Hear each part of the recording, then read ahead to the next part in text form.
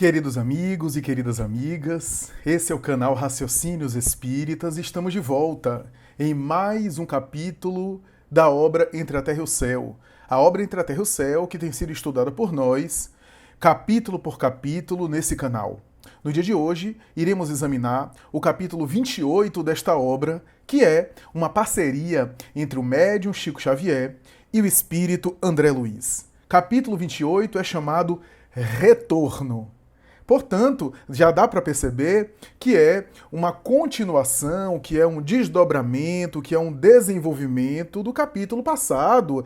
É quase que uma sequência inevitável do capítulo passado que fala preparando a volta. Dá para entender nesse título, né, com esse título que André Luiz dá a esse capítulo, que no capítulo 28 a gente vai ver o retorno propriamente falando, ou seja, o processo reencarnatório, a reencarnação. Se no capítulo passado era preparando a volta, portanto, ali a articulação do mundo espiritual, graças à ajuda de Clarencio, a movimentação de Odila, preparando, portanto, ali o seu filho Júlio, e solicitando o auxílio do ministro Clarencio e dos benfeitores espirituais que são ligados a ele para preparar, para colaborar, para acelerar, inclusive, a reencarnação do seu filho Júlio, que se encontra no mundo espiritual ainda na forma de criança, que foi a aparência, a forma que ele desencarnou de maneira dolorosa, de maneira fatal,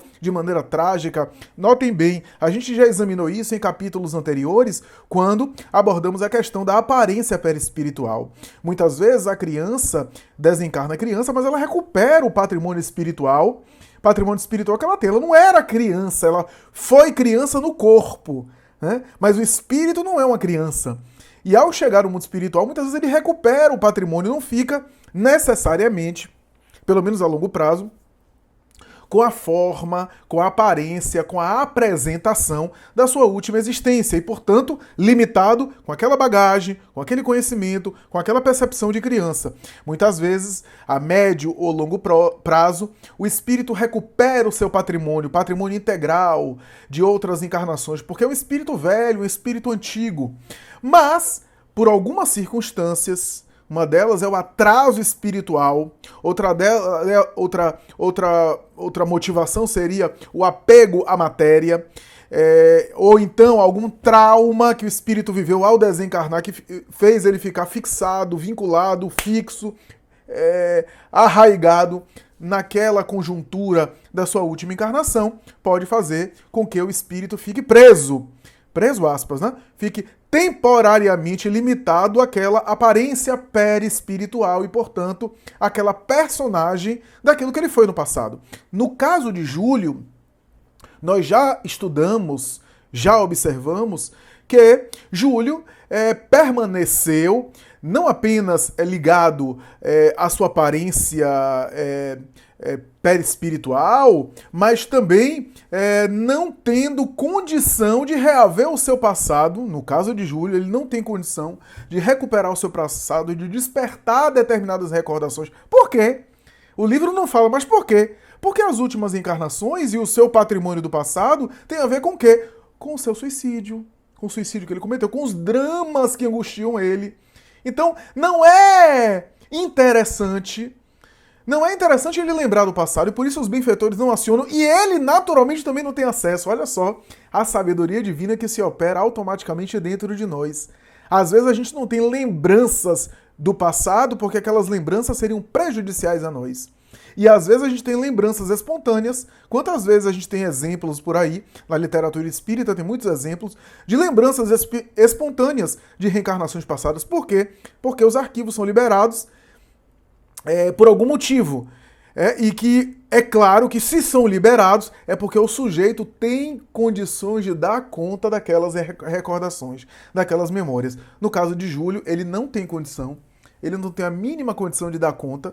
Ele está traumatizado e está ainda vinculado às reminiscências da última existência, onde ele desencarnou no mar, num acidente, né, com negligência da madrasta, desencarnou de maneira dolorosa, portanto com falta da irmã, cogitando da mãe no plano espiritual, porque a mãe já tinha falecido antes, ele ficou órfão de mãe muito pequenininho.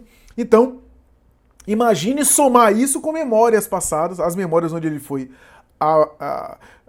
marido da madrasta, que foi traído por ela, que ele optou pelo suicídio por conta da traição, que ele odiou tanto ela, Lina Flores, que reencarnou como Zumira, como o Armando, que hoje é o Amaro, que foi o seu pai na última existência, né?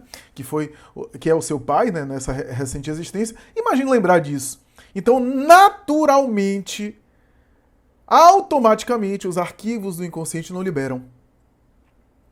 Há um mecanismo aí de automatismo da lei também.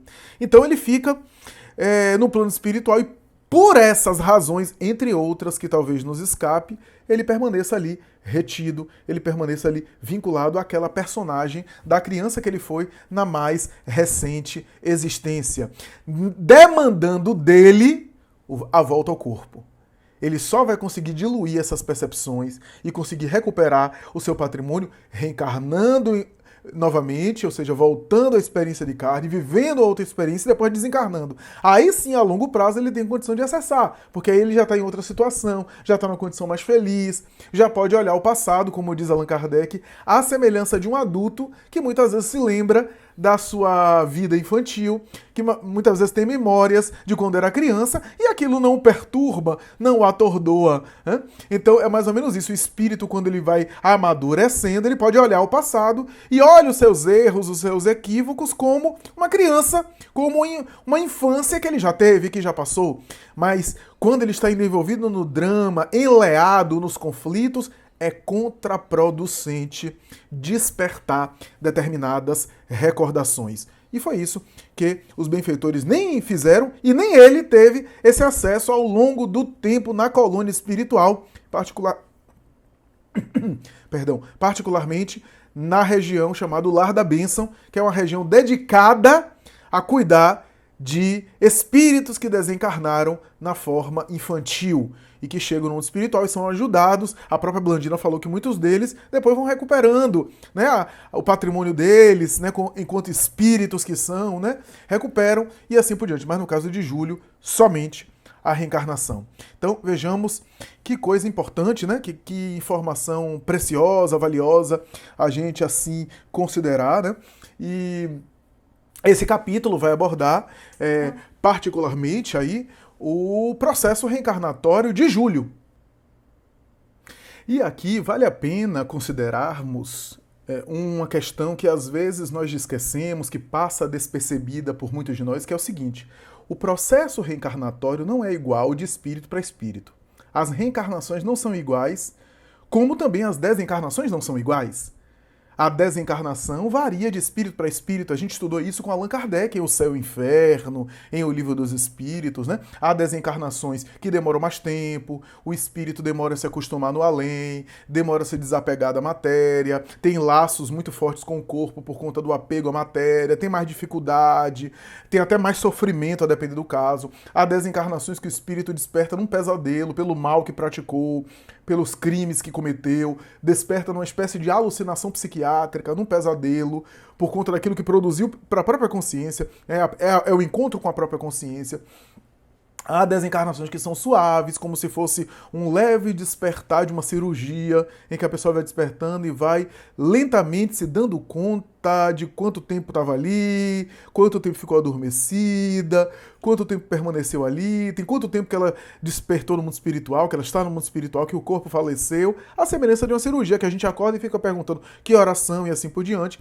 Há desencarnações que são tão suaves que o sujeito fecha o olho no corpo e já desperta no além, vê o próprio cadáver, participa até dos próprios desprendimentos. Quem leu Obreiros da Vida Eterna, uma das obras da coletânea de André Luiz, que nós estudamos aqui no canal, vai lembrar-se dessas ocorrências. Da mesma forma, as reencarnações não são iguais. As reencarnações são variadas, a depender das necessidades, das demandas e dos méritos do espírito. Então, as necessidades evolutivas do espírito, os méritos, o tipo de tarefa que ele vai desempenhar, A gente lê isso na obra espírita de um modo geral, Filomeno de Miranda, Joana de Ângeles, quando a gente vê, por exemplo, Filomeno de Miranda dizer que a maioria de nós compõe aquela média populacional geral que são de espíritos que têm débitos, portanto, compromissos a serem regularizados com o passado, compromissos com a retaguarda, equívocos mal resolvidos, pendências, mas também tem méritos, né, algumas conquistas que fizemos, algumas virtudes. Não somos espíritos primitivos, infantis, instintivos, com pouca noção moral e racional, né? Mas também não somos espíritos elevados, somos espíritos que raciocinamos, que pensamos, que temos um certo sentimento, mas também não temos o sentimento sublimado. E por essa razão, essa grande maioria, na qual a maioria de nós está, dentro da qual a maioria de nós está inserida, participa do processo reencarnatório opinando, solicitando, pedindo, sugerindo, mas aquilo vai passar pela autorização e vai ser aceito ou não, vai ser autorizado ou não pelos benfeitores da vida maior, pelos responsáveis pela nossa reencarnação, por aqueles que Joana de Ângeles chama de os nossos fiadores. Os fiadores da nossa reencarnação, que são os nossos anjos de guarda, os benfeitores espirituais da vida maior. Então, essa é a grande média da população. Nos extremos, nós temos, de um lado, espíritos muito primários, muito primitivos, que como crianças não têm condição de discernir e de escolher. A criança muito pequena, por exemplo. Então, é como se fosse uma criança muito pequena que não tem condição de escolher, a gente escolhe por ele. A gente toma a decisão por ele, pela criança. Os bons espíritos tratam, então, esses espíritos como criança e optam por eles, escolhem por eles, encaminham eles a reencarnações. São espíritos rebeldes, atrasados, portanto, são espíritos que vivenciam a reencarnação compulsória, portanto, não participam em nada do processo reencarnatório e são encaminhados mesmo a contragosto, mesmo contra a sua vontade, porque não tem condição ainda de discernir. E no outro extremo, nós temos espíritos muito missionários. Aqueles que só reencarnam de vez em quando, que participam do seu processo reencarnatório, que participam ativamente, que escolhem, que optam, que intervêm em detalhes, desde o contexto histórico, até mesmo a colaboração com outros espíritos que reencarnam antes dele, para preparar a chegada dele, até a escolha do corpo, o mapa genético, a elaboração detalhada da sua fisiologia, graças a cujo corpo será mais compatível para ele desempenhar a missão e a tarefa que ele quer desenvolver. São reencarnações excepcionais. Quando a gente vai ler esse capítulo Retorno, capítulo de Entre a Terra e o Céu, a gente vai perceber que, no caso aí, não tem como a gente não fazer uma comparação com o outro processo reencarnatório que André Luiz acompanhou e que é muito conhecido da literatura mediúnica, e eu me refiro aqui ao processo reencarnatório de Sigismundo. Sigismundo, que vivenciou ali uma reencarnação descrita na obra Missionários da Luz, e que é muito conhecido esse processo reencarnatório. O capítulo Reencarnação, que é um capítulo que narra essa saga de Sigismundo, talvez seja o capítulo mais extenso, provavelmente é o capítulo mais extenso da obra Missionários da Luz, com muitos detalhes, e a gente vê lá que a reencarnação de Sigismundo foi muito mais sofisticada, muito mais detalhada. Por exemplo, embora Sigismundo não fosse um missionário, não era um missionário, mas foi muito mais sofisticada, por exemplo, do que a de Júlio, que a gente vai observar nesse capítulo. Sigismundo era um trabalhador da colônia, tinha os seus débitos do passado, mas tinha os seus méritos, suas conquistas, cativou as pessoas com a sua simpatia, com o seu serviço no bem. Isso granjeou a ele a possibilidade de ter uma reencarnação mais detalhada. Ele era um espírito missionário? Não. Ele tinha dívidas para com Adelina e Raquel. A gente viu na obra narrando, um drama terrível com os dois, um triângulo amoroso do passado, em que ele voltava agora filho de Adelino, que era o seu grande rival, que disputou Raquel como mulher, Então não era espírito missionário, mas era espírito que trabalhou muito, que se arrependeu, que se dedicou ao bem anos e anos na colônia, que produziu admiração, que muita gente tinha gratidão dele. Então, embora não fosse missionário, A gente viu ali o mapa genético, né, o corpo físico ser projetado, a miniaturização do seu perispírito, ele miniaturizou o perispírito, foi, Raquel e Adelino, né, se buscaram afetivamente, né, houve um encontro sexual, os espíritos respeitaram, e após o casal adormecer, mais ou menos ali alguns minutos, 20 minutos, 30 minutos depois do ato sexual, os espíritos levaram o reencarnante, implantaram no útero materno, tiraram os dois do corpo para avisar, naturalmente que quando voltassem não iam lembrar, ou se lembrassem não iam lembrar com nitidez daquele aviso, mas falaram a eles, conversaram, dialogaram, falaram da missão da paternidade, da maternidade, prepararam os futuros pais, prepararam o Segismundo, que estava apreensivo, estava angustiado, sem saber se ia se sair bem na prova, mergulha no corpo, tudo aquilo que a gente viu em Missionários da Luz. Filomeno de Miranda, nas obras dele, Joana de Ângeles também vai dizer que, a rigor, o processo reencarnatório, os processos reencarnatórios em geral, obedecem a um automatismo da lei. O que é que eles querem dizer com isso? É que, com os meus atos do meu passado, especialmente do passado mais próximo, da última encarnação, da mais recente, lei de causa e efeito que está dentro de mim, na minha consciência, eu automaticamente programo, causa e efeito, a minha próxima encarnação. Então, automaticamente, por uma lei magnética, quando eu me aproximo do óvulo que foi fecundado, o meu perispírito irradia, graças a esse automatismo da consciência, irradia determinada vibração, e essa vibração é que vai plasmar, que vai imprimir a elaboração do meu futuro corpo, da minha futura forma física. Viana de Carvalho, por Joana de Ângeles, chega a dizer, às vezes é o próprio espírito, magneticamente, que com a sua vibração impulsiona porque se identifica por afinidade vibratória com determinado espermatozoide, é aquele espermatozoide que vai vencer a corrida e vai chegar lá para fecundar.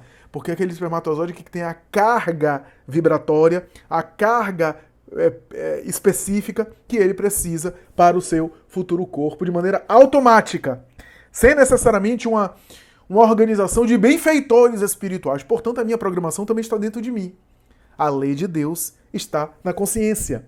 É a questão 621 da obra O Livro dos Espíritos. Então, nesse sentido, nós vimos que a mesma reencarnação da média geral da população, e eu posso incluir aqui que essa média que está no meio que eu falei aqui, eu posso dizer aqui, tá, é um critério meu, tá, um critério pessoal.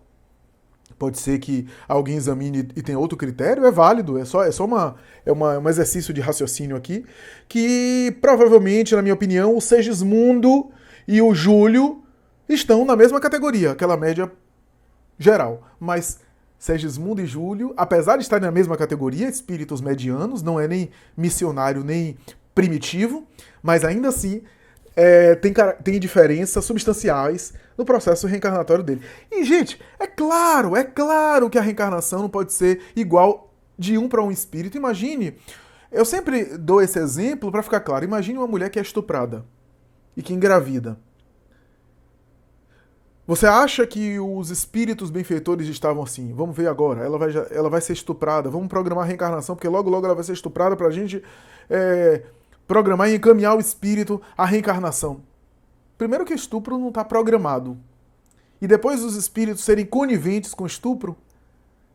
Então, claro que nem toda reencarnação obedece o mesmo planejamento, o que não significa dizer que não tenha planejamento.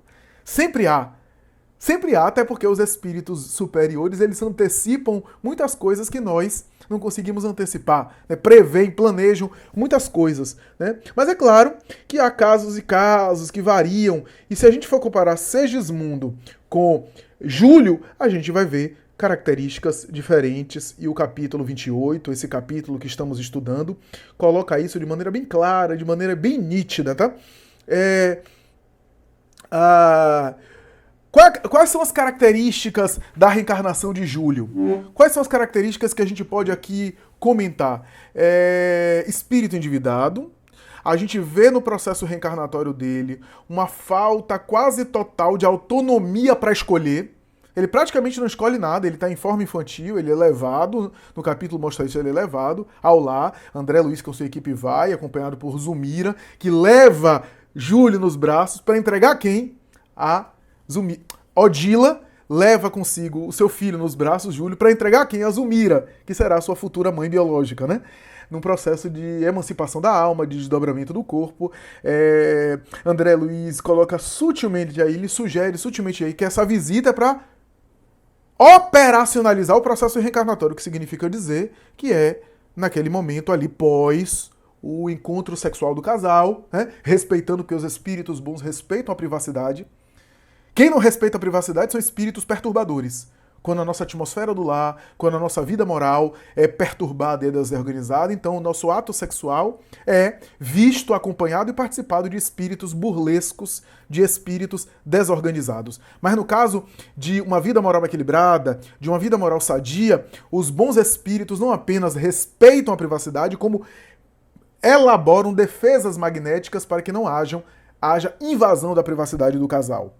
Então, diz sutilmente no capítulo que eles visitam lá para ali colocar Júlio, né, ligar Júlio ao óvulo que será fecundado. Então, nós vimos essa visita e a gente vê que Júlio está em forma infantil, gemendo, com dor por conta das marcas do perispírito, as máculas que ele tinha no perispírito, efeito do suicídio, da reencarnação, na reencarnação anterior à última reencarnação, portanto, a penúltima existência, né? E que ele ainda trazia marcas. O acidente traumatizou ele também, porque o suicida às vezes volta numa vida pouca, numa vida curta, onde ele desencarna rapidamente, né?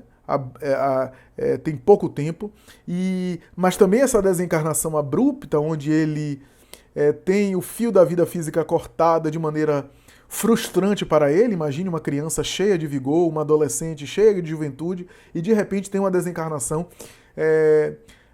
que pega de surpresa ele, que ele é retirado do corpo. Né? É frustrante para o espírito que achava que tinha toda a expectativa e todas as expectativas e esperanças de uma história de vida aqui na Terra, né? de várias experiências que ele queria, que ele projetava para o futuro, e tem a vida física cortada.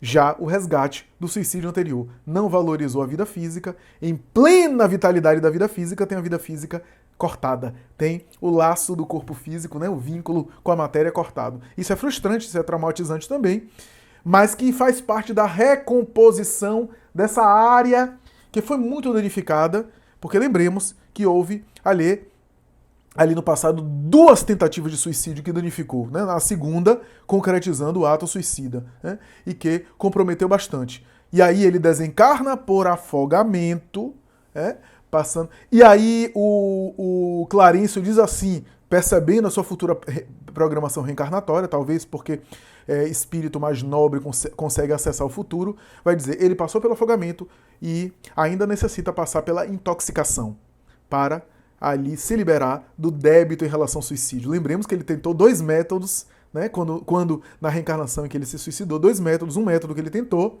o suicídio, que não chegou a concretizar totalmente, mas que já deixou marcas no corpo, sequelas, e depois ele executou o ato com outro método. Então volta com essas necessidades espirituais. Veja como o suicídio é uma escolha infeliz, é uma porta falsa, é uma escolha que a gente deve evitar ao máximo, que a gente deve se proteger. O suicídio é uma solução que não soluciona. Então, naquele momento, o Júlio não participa, falta de autonomia para escolher, e o processo reencarnatório do Júlio se aproxima de uma reencarnação compulsória. Reflitamos aqui. O processo dele se aproxima um pouco de uma reencarnação compulsória. Por quê? Porque ele não tem muita autonomia para escolher, não tem. Tem autonomia zero, nula. Ele está ali, a mãe chegou, acolhe ele fica confortado com a mãe, gemendo, angustiado, com as dores da garganta, da glote. Então ele não tem muita autonomia, ou não tem autonomia nenhuma, né?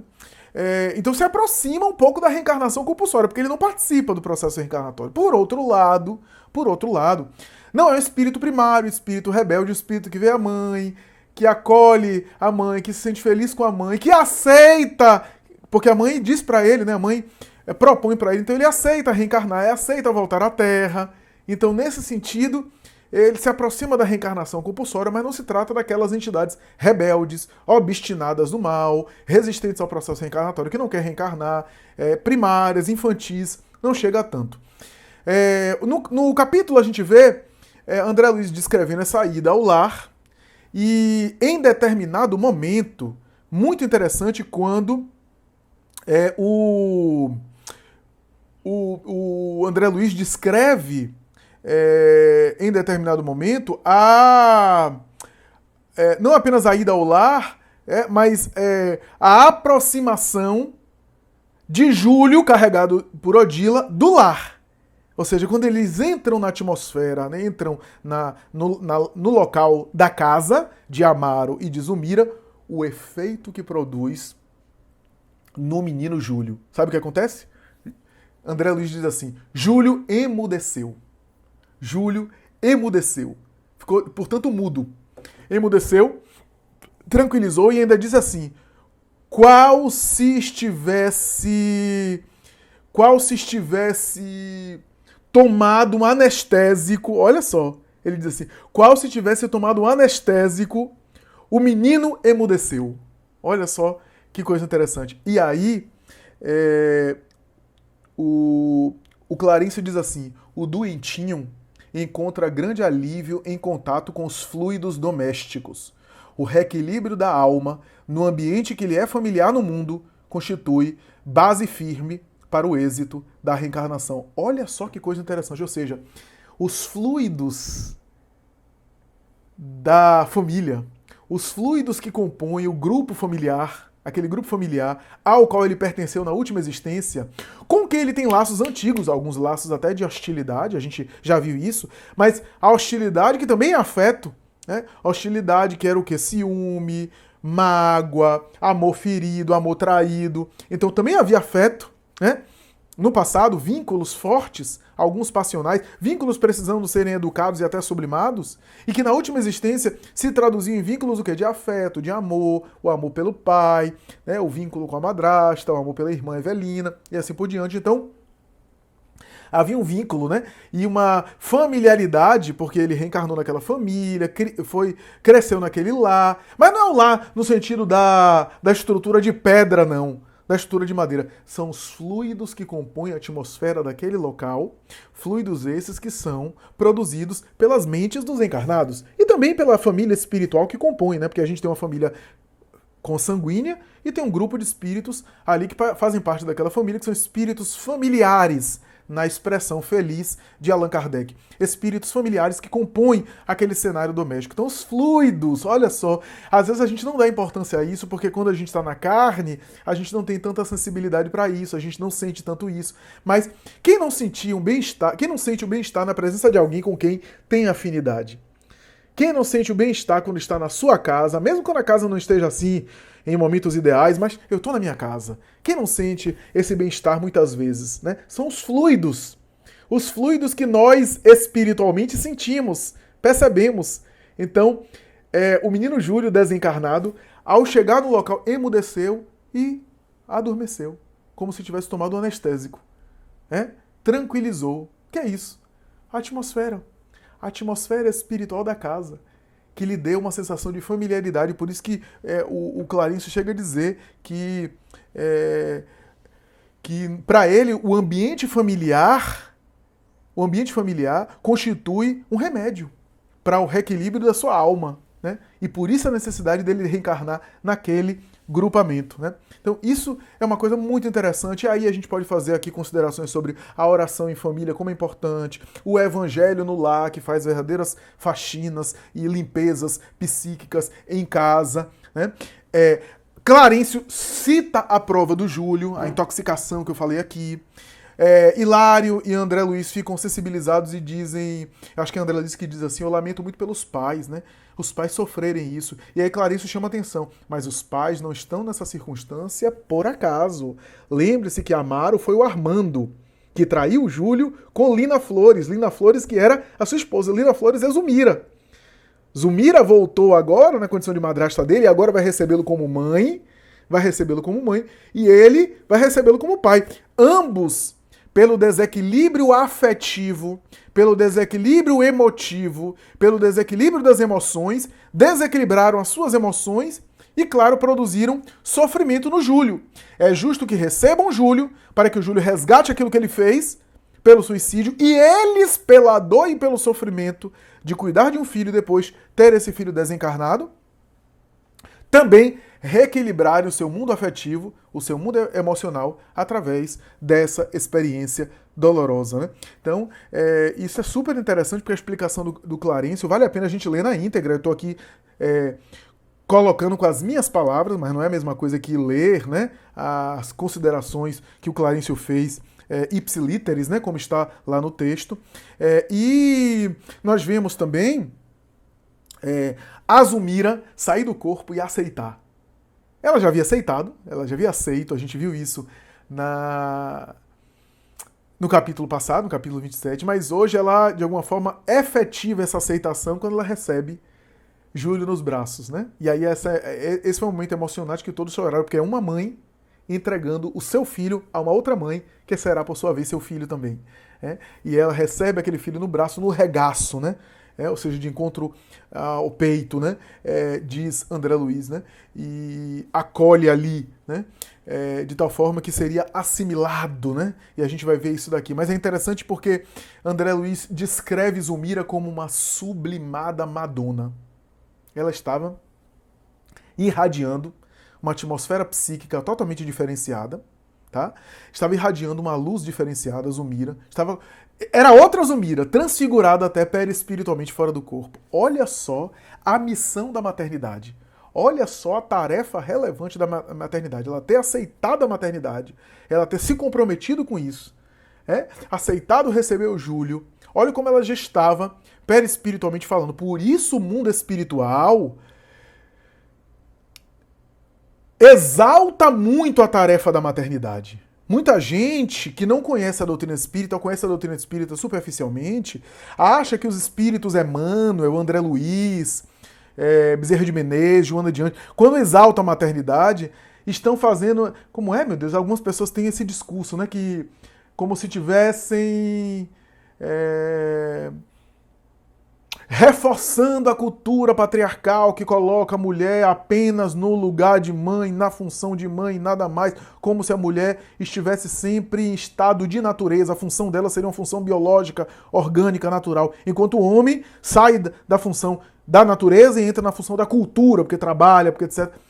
Isso é uma bobagem. Quem lê a literatura mediúnica sabe que não tem nada a ver, mas que sabe que a missão da maternidade tem aspectos espirituais muito importantes. É essa a questão. E por isso a maternidade exaltada. Não é porque coloca a mulher só como mãe, como se a mulher fosse só aquilo e fosse anulada nas outras virtudes e nos outros potenciais que ela tem. Não tem nada a ver. A gente não vê isso na obra de André Luiz. Mas a missão da maternidade, diz o próprio Livro dos Espíritos, é que coloca a mulher numa condição de ter uma missão até maior do que a do homem. Os espíritos disseram isso a Allan Kardec na Lei de Igualdade, quando Kardec examina a igualdade do homem e da mulher. Né? Então, a missão da maternidade. E aí, olha o que André Luiz descreve. Zumira, em espírito, estendeu-nos braços fraternos. Estava bela, radiante de alegria.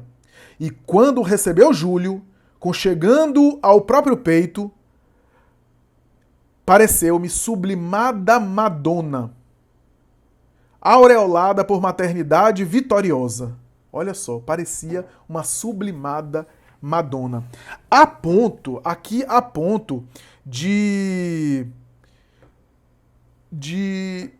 o próprio Clarencio, que André Luiz disse, eu sempre vi ele tão controlado sobre as suas emoções, tão reservado, tão discreto, tão sob o controle do seu mundo emocional, aquele homem que sempre foi estável, aquele homem que foi sempre impassível, sereno, e que eu, diz André Luiz, né, eu aprendi a admirar e a respeitar, via algo sublime nele. Ele comovido, ele sensivelmente tocado,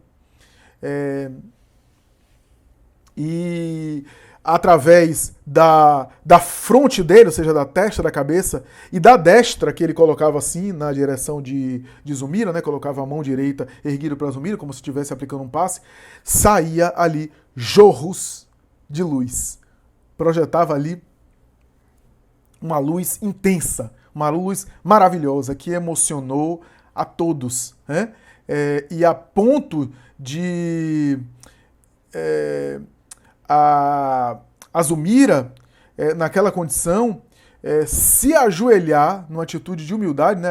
A Zumira se ajoelhou numa atitude de humildade, pegando o menino nos braços, e se ajoelhou, né? E Clarencio pega ela e ergue ela, né? Ergue ela e conduz ela com a criança, né? Junto dela, junto do ventre, junto do regaço, conduz ela ao leito, né? Ao leito onde estava o corpo, né?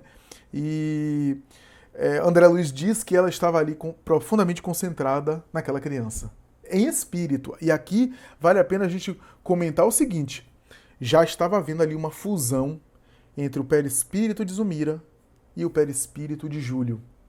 Tá? Uma fusão, o processo reencarnatório, né? Uma fusão entre o perispírito de Zumira e o perispírito de Júlio, né? Que estava, de alguma forma, se ligando, através do perispírito materno, ao óvulo que estava sendo fecundado naquele momento, né? Após ali o fenômeno sexual. Então, houve, portanto, uma fusão, e André Luiz não entra em maiores explicações como era lá em Segismundo, miniaturização do perispírito. Júlio já estava miniaturizado, já estava em formato de criança. A reencarnação aqui é mais simples mesmo, tá claramente mais simples. Fusão de Zumira e Júlio, volta ao corpo, coloca a Zumira no próprio corpo. Júlio já está ali agregado, vinculado a ela, em perispírito, e claro, magneticamente está sintonizando, está se agregando, está se conectando com o óvulo que foi fecundado, né? Portanto, vinculando-se espiritualmente ao óvulo que foi fecundado, já vinculado a ela, perispírito. Porque se existe um fenômeno de incorporação mesmo, é a gravidez. A gravidez é incorporação mesmo, porque é perispírito e corpo. O perispírito de Júlio com Zumira, e ao mesmo tempo esse perispírito de Júlio está ligado ao corpo que está em formação. Portanto, há um corpo que está também crescendo ali, na dimensão física da mãe, vinculado ao Júlio, que já está vinculado a Zumira, perispiritualmente falando. E aí, no final do capítulo, a gente tem André Luiz querendo tirar dúvidas com Clarencio e começa a perguntar um monte de coisa, né? Vou resumir aqui dizendo o seguinte, que as dúvidas que André Luiz quer tirar com Clarencio, com o ministro Clarencio, era o seguinte: por que essa coisa tão simples? Talvez o próprio André Luiz está pensando em Segismundo, né? O processo reencarnatório de Segismundo era outro. Por que aquilo dali era tão simples? Olha o que Clarencio respondeu. A reencarnação, no caso de Júlio, não reclama de nossa esfera cuidados especiais. É uma descida experimental ao campo da matéria densa, com interesse tão somente para ele mesmo e para os familiares que o cercam. Todavia, se a existência do filho de Amaro estivesse destinada no momento a influenciar a comunidade, se ele fosse detentor de méritos indiscutíveis com responsabilidades justas nos caminhos alheios, o problema seria efetivamente outro. Forças de ordem superior seriam fatalmente mobilizadas para interferência nos cromossomos, garantindo-se o embrião do veículo físico de maneira adequada à missão que lhe coubesse. Forças de ordem superior seriam facilmente mobilizadas para interferência nos cromossomos, garantindo-se o embrião do veículo físico de maneira adequada à missão que lhe coubesse. Ou seja, iria apropriar Júlio de um embrião, de um corpo compatível com ele. No caso de Júlio, não tinha essa necessidade toda. Aquilo que talvez produzisse no corpo seria efeito da vibração do seu perispírito. Não tem muita interferência e muita construção, engenharia do plano espiritual superior sobre o corpo dele. Seria por um processo de afinidade automática, o corpo produzindo ali. E aí, pensando no que Clarice falou, né? Clarice falou, se fosse um espírito missionário, com uma atividade aí coletiva, o corpo seria programado para a missão que ele vai desempenhar. E aí Hilário pergunta assim, e se fosse um espírito avançado intelectualmente? Se fosse um espírito intelectualmente avançado, que precisasse usar o intelecto, imaginemos um Einstein, imaginemos um gênio da física, né? Um gênio da ciência. Clarice respondeu, seria alguém que mereceria nossa cautela e atenção na estrutura cerebral, na composição do cérebro, um cérebro compatível para poder expressar toda a inteligência que o espírito precisa expressar nessa encarnação. Se fosse um médico cirurgião, perguntou o André Luiz, né? Perguntou ele. E Clarice diz assim, seria auxiliado por nós a ter um corpo e um sistema nervoso que assegurasse o pleno domínio das emoções, né? Porque, enfim, o cirurgião precisa ter um sistema nervoso, né? Não pode ter tremores essenciais, por exemplo, né? O cirurgião tem que ter um sistema nervoso que assegure ele a ter uma mão fixa, uma mão rígida, afinal ele vai ter que ter precisão no pegar o bisturi, etc. Então, seria trabalhado isso, né? E aí a gente pode pensar, um pianista teria mãos longas, dedos alongados, agilidade nas mãos e assim por diante, a depender do tipo de tarefa que o espírito iria desenvolver. Imagina, por exemplo, o cérebro de Chico Xavier. O cérebro de Chico Xavier. Uma mediunidade daquela para ser compatível com os transes da sua faculdade mediúnica. Então, e assim por diante, né? A gente pensar aqui nas tarefas específicas. No final do capítulo, a palavra final de Clarencio corrobora o que eu estou falando aqui da maternidade, porque no final ele volta numa colocação belíssima sobre a maternidade, dizendo que o vaso materno é um vaso anímico, cheio de potencialidade, cheio de fluidos, cheio de poder magnético, porque ali molda o vaso materno, o vaso feminino, molda os futuros corpos da reencarnação. Os futuros corpos físicos responsáveis pelo processo reencarnatório. Então ali é uma fonte de elaboração super importante ao espírito candidato à reencarnação. Tanto é que no final do capítulo, uma das últimas frases de Clarencio, talvez a mais impactante desse discurso, ele vai dizer o seguinte: maternidade é sagrado serviço espiritual em que a alma se demora séculos, na maioria das vezes, aperfeiçoando qualidades do sentimento. Tarefa espiritual que a alma, às vezes, vai amadurecendo séculos, ou seja, a tarefa da maternidade. Em várias encarnações, a alma, exercita a maternidade, e se torna cada vez melhor na sua função de mãe. É isso, meus amigos. Espero que vocês tenham gostado. Capítulo 28 do livro Entre a Terra e o Céu, obra que é uma parceria entre Chico Xavier e o espírito André Luiz.